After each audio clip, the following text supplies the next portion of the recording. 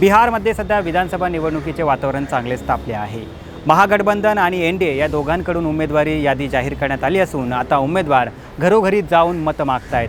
पण या सर्वांमध्ये एकच प्रश्न आहे, जर एनडीएने ही निवडणूक जिंकली तर पुन्हा नितीश कुमार हे मुख्यमंत्री होणार का? नमस्कार, मी सलमान शेख आणि आपण पाहताय एबीपी माझा।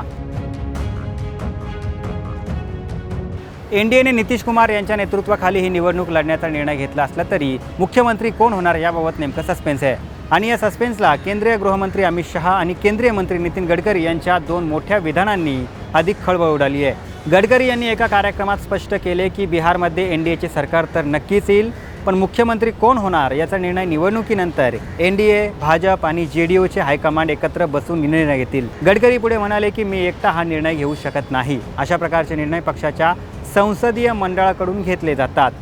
तर दुसरीकडे पाटण्यात देखील गृहमंत्री अमित शहा यांना एक प्रश्न विचारण्यात आला। तो प्रश्न होता की बिहारचे नवे मुख्यमंत्री नितीश कुमार होणार का? तर यावेळी त्यांचा सूर देखील बदललेला पाहायला मिळाला। ते म्हणाले की मी मुख्यमंत्री बनवणारा कोण? इतके पक्ष आहेत, निवडणुकीनंतर आमदार मुख्यमंत्री पद ठरवतील।